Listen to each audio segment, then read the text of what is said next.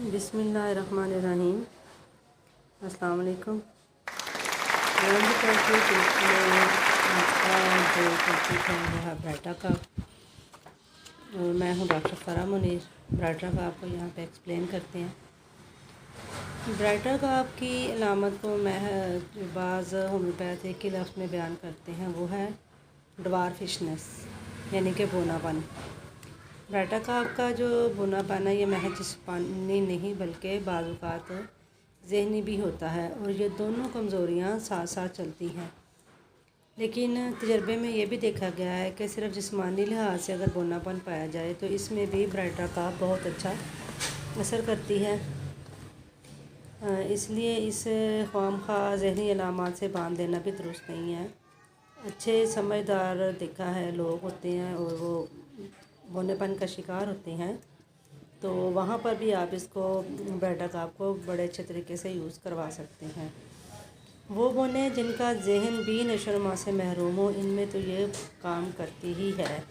इसके अलावा ये जो कि पुराने फालिज हो चुका होता है उनमें भी ब्राइटा कप वाज़ह तौर पर असर डालती है। ख़ास तौर पर टाइफाइड और पोलियो के छोड़े हुए फालिज के जो बैड इफ़ेक्ट्स होते हैं वहाँ पर, जहाँ दूसरी दवाइयाँ नाकाम हो जाएं, ब्राइटा कप हैरत अंगेज़ जो है वो नताइज देती है।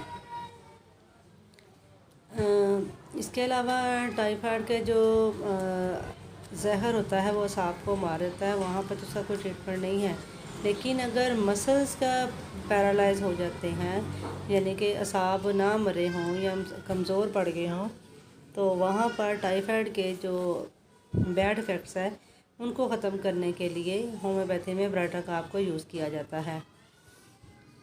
इसके अलावा टांगों पर टाइफाइड या पोलियो का असर हो तो टाइफाइड में निस्बतन कम मगर पोलियो में निस्बतन इसका ज़्यादा फ़ायदा होता है।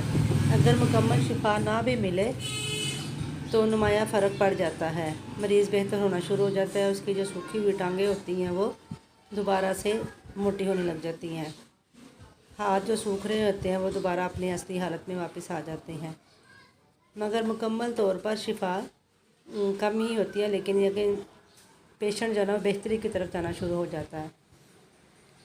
ब्राइटा कप के जो बच्चे होते हैं ये बहुत ज़्यादा शर्मीले होते हैं, स्कूल में पीछे पीछे रहते हैं और कोई अजनबी आ जाए तो फ़ौरन ये छुप जाते हैं।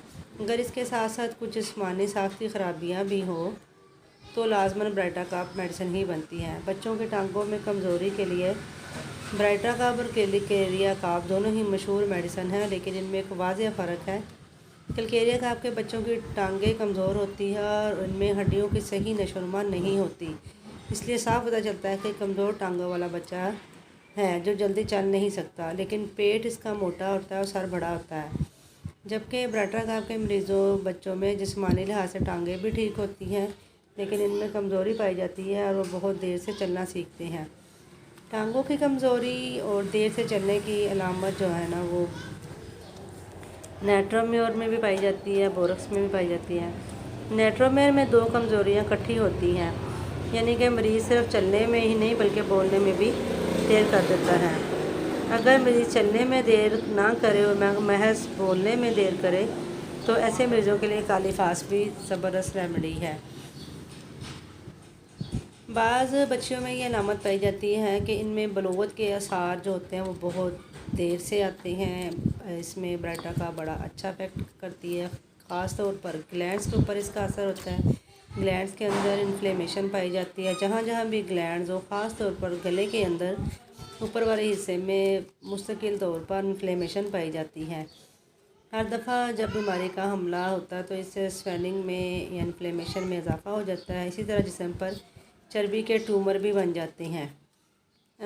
पीठ पर जिस्म के दीगर हिस्सों पर मोटी मोटी गिल्टियाँ नज़र आएंगी। बाज़ लोगों के जिस्म पर बहुत बदे बदे छोटे छोटे गोल उबार बन जाते हैं, लेकिन इनका ब्राइटा कप से कोई ताल्लुक़ नहीं है।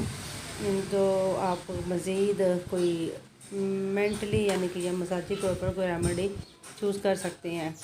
ब्राइटा कप में जो ग्लैंड एक दफ़ा मोटा हो जाए वो कम नहीं होता, बाकी जिस्म सूख भी जाए तो सूजी हुई गिल्टियाँ या बढ़ा हुआ पेट कम नहीं होगा।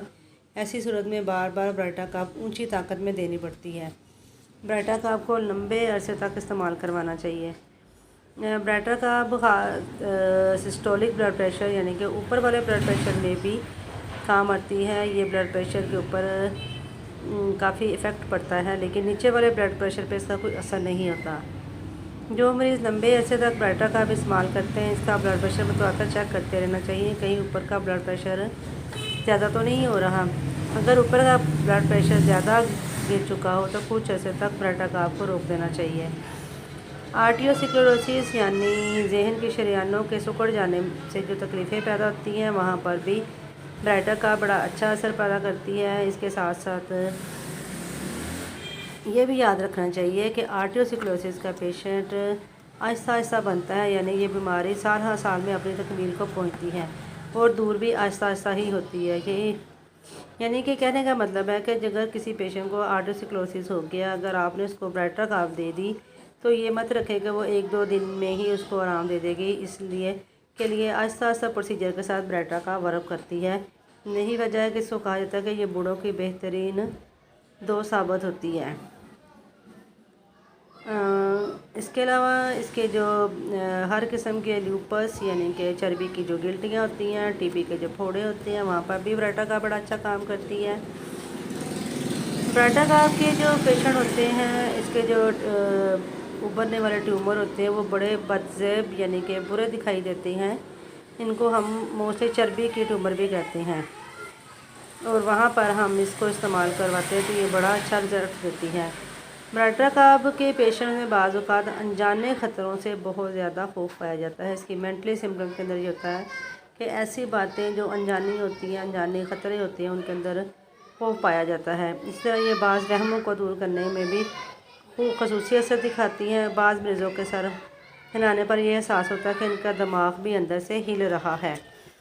यह अलामत खसूसियत से ब्राटा का से ताल्लुक़ रखती है। अगर दिमाग को खून की फराहमी कुछ अर्से तक रुक जाए तो मिर्गी का आर्जा पैदा होने का खदशा होता है। मेनिंजाइटिस भी हो सकता है पेशेंट को। खून की शरीयान फट जाए तो सुर्ख रंग का खून बहने लगता है।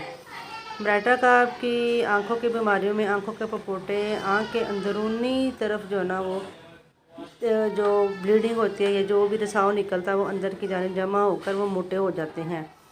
ब्राटा का चूँकि हर किस्म के ग्लैंड्स पर असर पड़ती है, यही वजह है कि गले के ग्लैंड सूज के जाते हैं और इनमें दर्द शुरू हो जाती है।